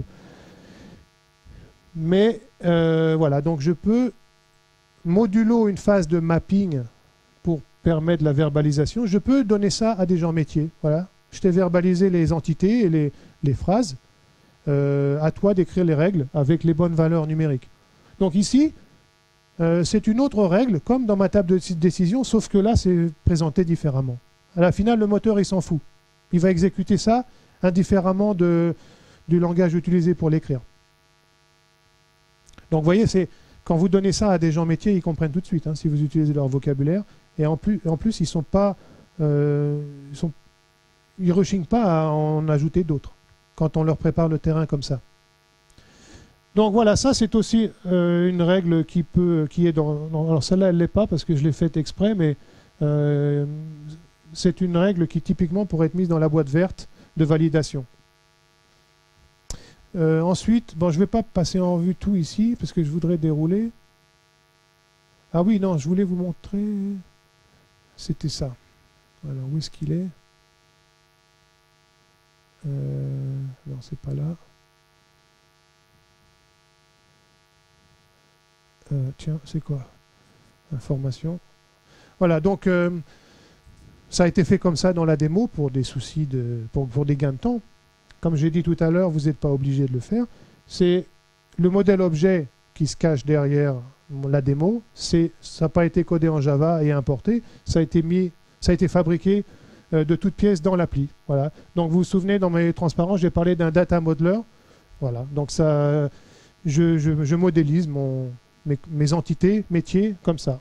Donc ça correspond à des classes à la finale, mais visuellement parlant, c'est pas du Java là. Pour des gens métiers, c'est facilement compréhensible et maintenable. Ils peuvent éventuellement ajouter d'autres classes et d'autres attributs.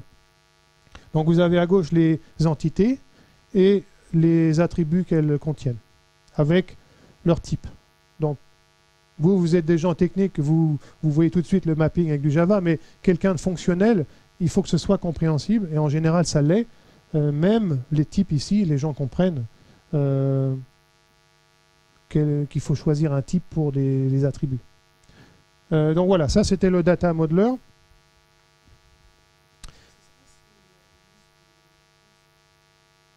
Alors non, vous ne le voyez pas à ce niveau-là. Non, ici c'est les deux en un. Oui. Non, il n'y a pas de moyen de distinguer à ce niveau-là. Pour le BPM, c'est géré de la même façon. Mais je comprends pour vous, il y a un moyen, c'est-à-dire que vous avez un besoin d'afficher différemment, c'est ça? Oui, alors non.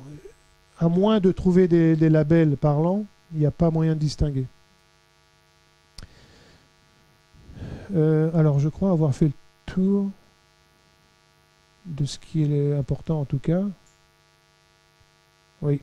Maintenant, je vais exécuter mon flow.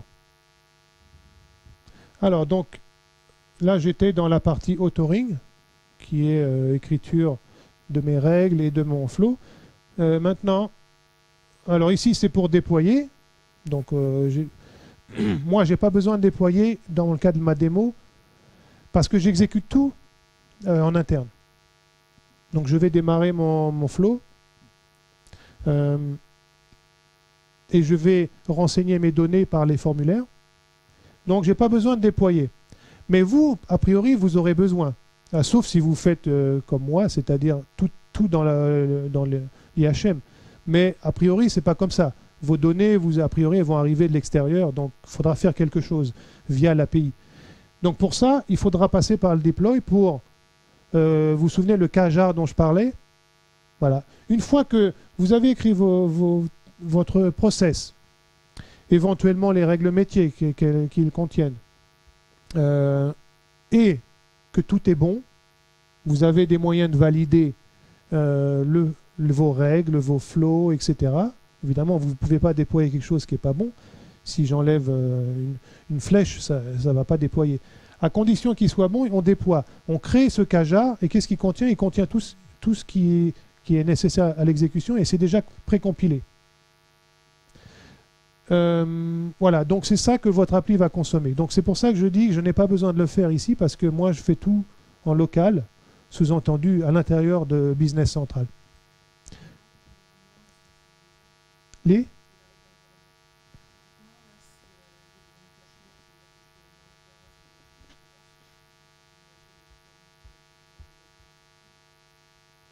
Oui, alors votre IHM, c'est votre appli. C'est ça que j'entends. Donc c'est votre appli qui va aller chercher le process en cours. Là, vous êtes obligé d'aller par l'API, récupérer le process en cours, éventuellement trouver l'état. Là, vous...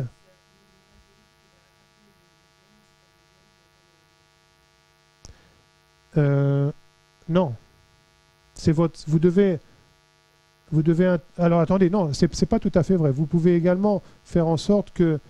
Non, mais il y a une intervention humaine, là, dans votre cas. Alors, non, attendez, si vous parlez d'IHM, pour moi, c'est qu'il y a une intervention humaine. Donc là, il faut que votre appli soit notifiée que le workflow, il est coincé dans une tâche humaine. Donc là, ça peut être le flow qui le fait. Mais il faut que votre appli, elle soit préparée pour recevoir l'événement. Et après, voilà, donc la réponse à votre question, c'est dans les deux sens. C'est le BPM qui notifie l'IHM qu'il est bloqué parce qu'il attend que quelqu'un clique. Et ensuite, quand il clique, que vous devez notifier toujours via l'API que le BPM peut redémarrer avec validation ou annulation ou je ne sais pas.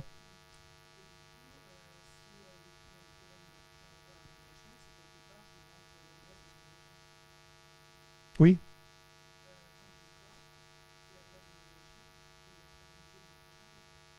Oui, vous pouvez.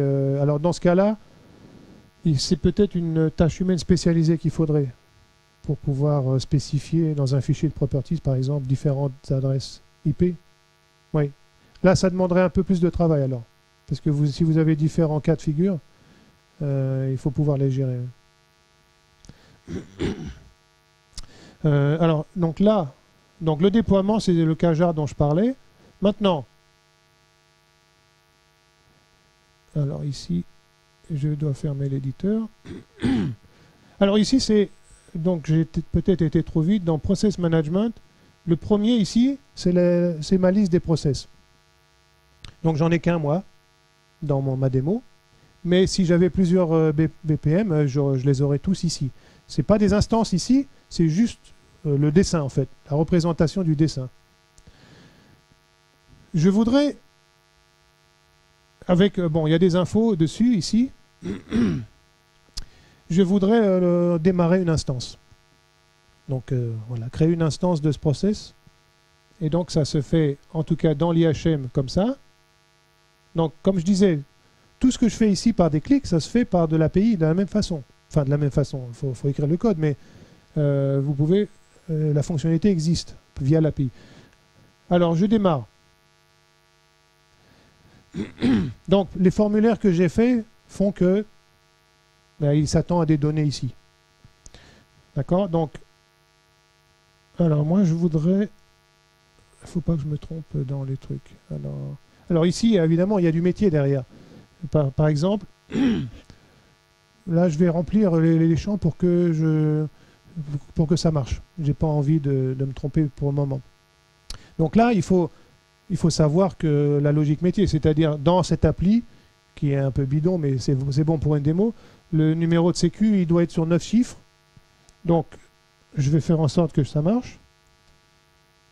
Voilà, donc si j'en mettais un dixième, vous vous souvenez, ma branche, il y a une règle métier, j'espère avoir le temps, qui se déclenchera parce qu'il y a une erreur fonctionnelle. Et du coup, je déroute vers le haut. C'est comme ça dans le workflow, si vous vous souvenez. Alors, après. Alors, attendez, parce qu'il faut que je vérifie, comme j'ai pas envie de me tromper. Le income doit être supérieur à 10 000. Donc, on va mettre... Donc, ça, c'est le salaire. Allez, on va mettre tac. Property. Ça, c'est pas très grave, l'adresse. Ensuite, alors, la vente. La vente doit être supérieure à 50 000. Je vous montrerai les règles après. Hein. On va dire que c'est une maison de 200 000. Et l'apport. Voilà, l'apport, il doit être, on va dire. Et ici, la durée, on va dire sur 30 ans. Donc là, j'ai pris que des valeurs qui passent ma validation. J'ai fait exprès. Je vous montrerai les règles métiers qui se cachent derrière ça après. Si je valide. Alors, donc ici, je suis dans la définition, donc c'est pas bon. Parce que j'ai créé une instance maintenant. Donc c'est dans l'autre menu. Et donc, je pourrais en avoir autant que je veux. D'accord? Je peux créer autant d'instances du même process que je veux, en parallèle. Donc là, pour aujourd'hui, je vais en faire qu'une, mais à vous de voir. Et à nouveau, je peux faire ça via l'API. Typiquement, c'est ce que vous allez faire. Vous créerez plusieurs instances du même process, tout en parallèle, et qui vont chacun se comporter différemment, puisque c'est peut-être pas les mêmes données, c'est même sûrement pas les mêmes données en entrée de chacun. Donc voilà, ici, dans cet onglet, enfin dans cet écran, vous avez l'instance de mon process que je viens de démarrer. Il est actif. Donc si je regarde un peu où il en est, alors ici, il dit où il en est, mais c'est un peu textuel. C'est pas super facile à comprendre. Donc, pour remédier à ça, je veux voir où il en est de façon graphique. Alors, bon, le choix des couleurs est juste à comprendre la première fois. Vous voyez ici, ce qui est en gris, c'est par là où je suis passé. Et donc, et en plus, on ne voit pas ici, mais on va voir où je suis bloqué. Ah bah si, on le voit. Vous voyez en rouge en bas à droite? Voilà. Donc là, c'est la boîte où je suis en attente. C'est en rouge parce que c'est une tâche humaine. Et il y a quelqu'un qui doit faire quelque chose ici. Parce que voilà, il faut valider en gros l'estimation. Alors, maintenant, si je veux continuer, il y a un autre onglet, j'allais dire ici, qui s'appelle la liste des tâches. La liste des tâches, c'est toutes les tâches humaines dans lesquelles mes process sont bloqués. Donc ici, j'en ai qu'une. J'ai qu'une seule instance de process et elle est bloquée sur la tâche appraisal. Alors, je vais... Voilà. Donc ici, c'est l'état de mon process en cours. Et alors, il y a des infos qui ne sont pas encore renseignées, mais vous avez à due on, c'est-à-dire à résoudre avant. Sinon, je peux mettre d'autres règles pour, si vous ne résolvez pas ça dans 2 jours, alors affecter un autre rôle. Peut-être votre supérieur doit faire quelque chose. Si vous êtes en vacances, il ne faut pas que ce soit trop bloqué trop longtemps. Typiquement, c'est possible de faire ce genre de choses. Ce qui se passe, c'est que, voilà, donc là, il est en attente, et vous voyez, il y a un cadenas ici pour dire qu'il est en attente. Donc, si j'ai 2 moyens de la prendre en charge. Typiquement, c'est une tâche humaine qui est en arrêt, donc il faut dire « Ok, je m'en occupe ». Il faut valider le fait que vous allez vous en occuper. Donc, soit je clique sur le cadenas, soit je clique sur « Claim », parce que j'ai cliqué sur « Work », donc je vais travailler dessus. C'est la même chose. Donc, je réclame la tâche. Maintenant, elle est passée à réserver, mais vous ne pouvez toujours pas travailler dessus. Il faut cliquer sur démarrer. Vous voyez ici, en fait, il s'attend à une valeur numérique. C'est un nouveau formulaire pour dire, OK, vous vendez votre maison à tel prix, mais elle a été estimée à combien? Il ne faut pas que ce soit trop du n'importe quoi, les estimations de prix. Donc ici, la règle, je crois... Alors, vous voyez ici, je ne peux pas taper parce que je n'ai fait que changer le cadenas, mais je n'ai pas démarré. Voilà. Je démarre et maintenant j'ai la main. C'est-à-dire que j'ai le droit de modifier ce qui ne va pas. Pour le moment, d'ailleurs, il n'y a rien qui ne va pas. C'est juste une tâche humaine. Et donc ici, la règle dit il faut que ce soit au moins le coût de la maison. On ne peut pas avoir une estimation inférieure. Et si je fais ça, voilà.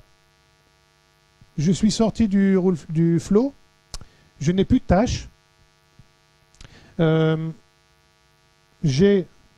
Oula, je cherche. Je voulais vous montrer ça. Alors c'est un peu... J'espère que tout le monde va... Ici, c'est les traces de ce qui se passe. À vous de définir ce que vous voulez mettre dans les traces. Pour le moment, dans la démo, je n'ai pas de fenêtre qui dit bon, le process est arrivé à la fin, vous avez gagné. Là, pour le moment, pour la démo en tout cas, je n'ai que les traces. Pour vous, si vous avez une IHM, comme vous dites, vous avez peut-être un état, un changement de couleur ou quelque chose pour dire OK, il est terminé. Donc ici, voilà, il est approuvé. Donc déjà, c'est important d'avoir des traces parlantes pour les gens techniques et en plus, éventuellement, quelque chose au niveau graphique. En tout cas, voilà, je suis sorti parce que j'ai renseigné ce qu'il fallait. Donc maintenant,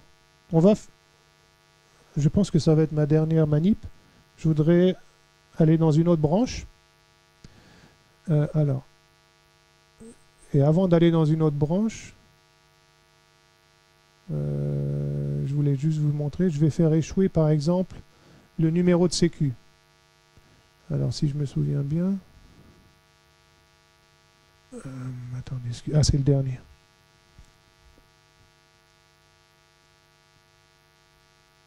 Voilà, donc il y a une règle qui est verbalisée un petit peu différemment de ce que j'avais tout à l'heure. En gros, il y a plusieurs façons de verbaliser. Ça, c'est une verbalisation de règles sans que j'ai fait quoi que ce soit. C'est construit dans le produit, si ce n'est que j'ai choisi des termes. Par exemple, applicant, c'est moi qui l'ai choisi, mais il y a, etc. Enfin, la verbalisation qui n'est pas partie de mon modèle objet, c'est dans le produit. Et ce que je vous ai montré tout à l'heure, c'était moi qui avais fait la phrase entière. Donc, sans aller dans le détail aujourd'hui, je peux verbaliser comme je veux, sous différentes formes, mes règles. Donc ici, vous voyez, mon numéro de sécu, il est vrai s'il est sur 9 chiffres. Voilà, c'est tout. Sinon, qu'est-ce qui se passe? Vous voyez le den, c'est l'action de la règle. Alors, je crée un objet qui est à consommation juste interne, éventuellement. Je n'ai pas envie de le sortir du workflow, pardon. Je veux juste le consommer à l'intérieur. Donc, il s'appelle validation error. Voilà. Vous pourriez faire également utiliser un objet qui est utilisé en sortie. C'est à vous de voir. Ça revient à votre question. Là, le in-out, il n'y a pas de... Pour le BPM, c'est transparent. C'est vous qui savez, est-ce que cet objet, je le consomme uniquement à l'intérieur ou pas? Dans tous les cas de figure, il faut que l'objet soit créé et disponible à l'intérieur du BPM. Donc je crée, voilà. Et si je relance une nouvelle instance, voilà, donc j'en crée une nouvelle. Alors là, je vais faire exprès d'en mettre 10. Ensuite, bon, ça on s'en fout. Sale price. Alors, donc là on va dire pareil. Et j'apporte 30 000. Et je dis sur 30 ans. Et là, on va voir ce qui se passe. J'ai bien mis 10 chiffres, oui. Voilà, donc là, alors ici, il y a des infos.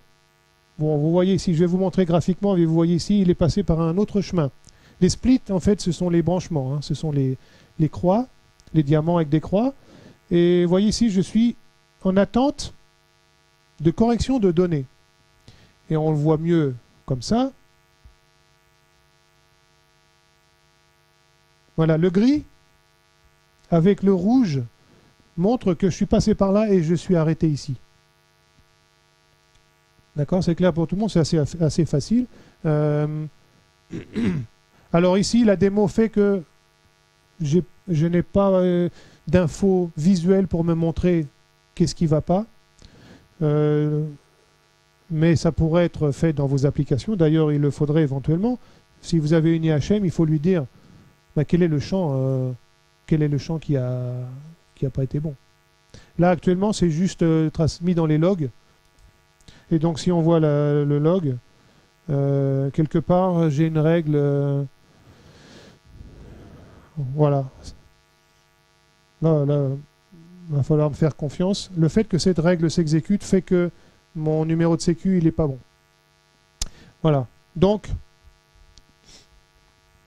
si je reviens maintenant, hop, pardon. Alors, si je reviens ici,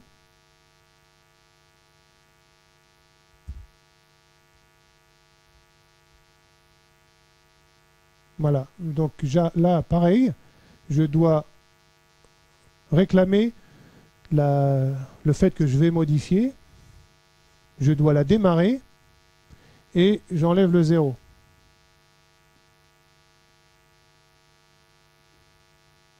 Et donc, après, alors, si je retourne, voilà, donc, ah oui, j'ai pas vu, mais c'est tout là-bas. Je suis reparti dans la boucle et maintenant, je suis dans la même boîte que la première que j'avais faite, qui était appraisal.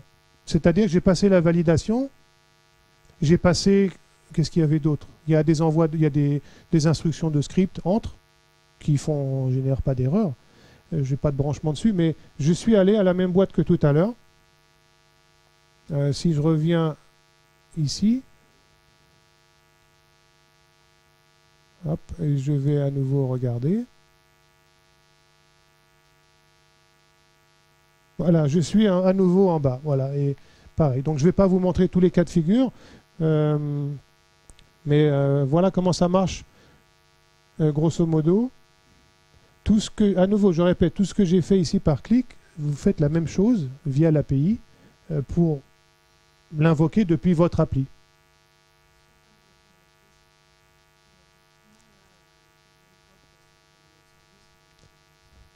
Oui.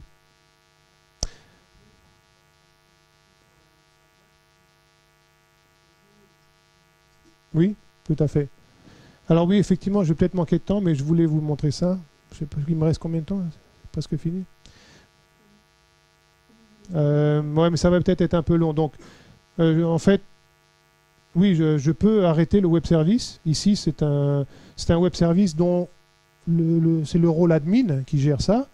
Comme j'ai dit tout à l'heure, là, l'éclair, ça veut dire que je veux vous pouvoir gérer les exceptions.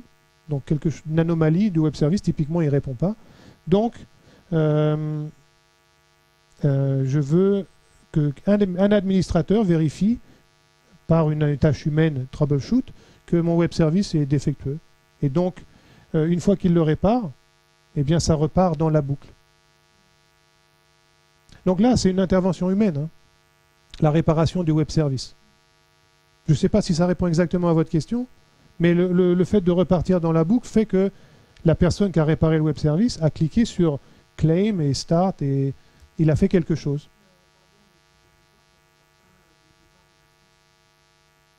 De l'instance de quoi?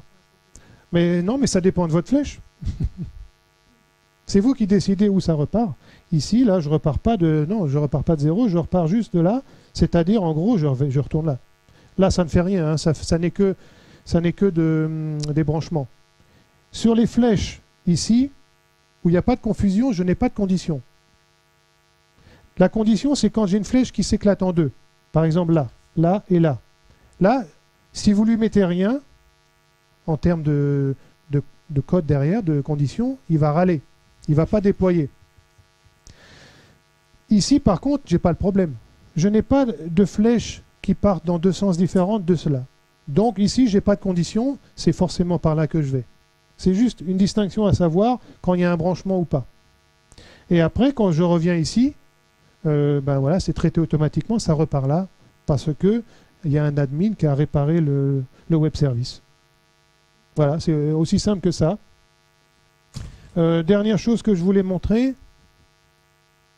Alors, j'ai pas beaucoup de données dedans, mais vous allez pouvoir imaginer si ça s'affiche.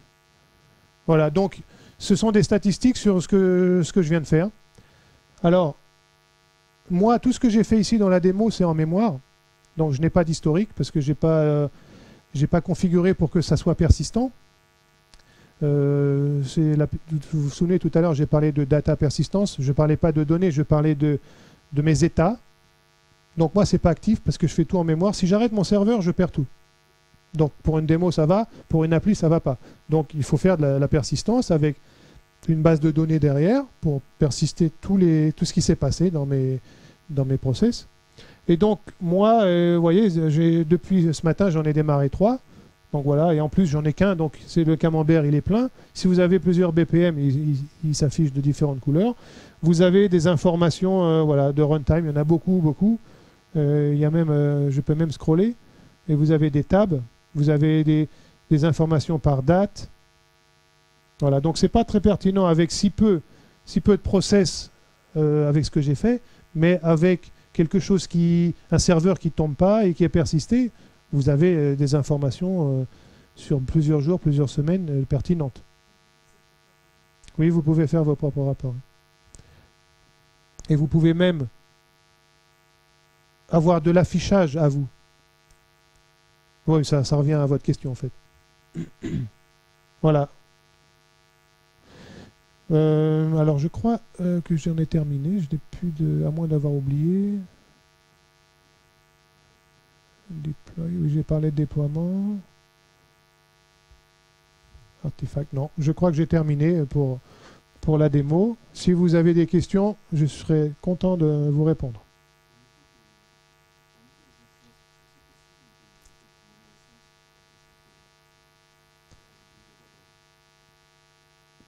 Pour un utilisateur donné?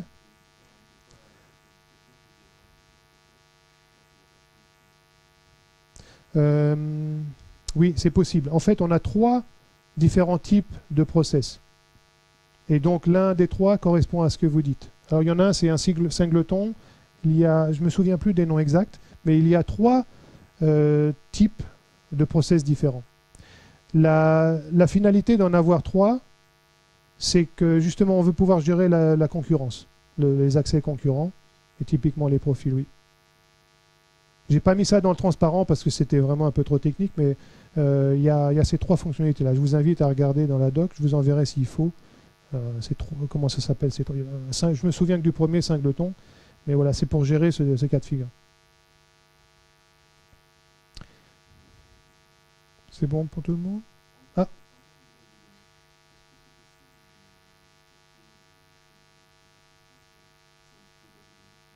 Alors, il faut que ce soit une que l'on supporte. Donc là, je n'ai pas la liste en tête exacte. Ça se trouve sur notre site. Je sais que Postgres, oui. Maintenant, vous pensez à Oracle? Probablement. Oui, alors oui, je pense que oui, mais je ne sais plus quel numéro est supporté. Il faut que ce soit une version supportée par nous. Enfin, il ne faut pas que ce soit, ça marchera sur une autre. C'est juste en termes de support. Si vous voulez du support de notre part, il faudrait que vous utilisiez une base de données que nous supportons parce qu'elle est passée par nos équipes de test sur cette version de base. Oui. Bon, bah, merci à vous alors pour votre présence. Et si vous avez d'autres questions, on va aller à côté peut-être.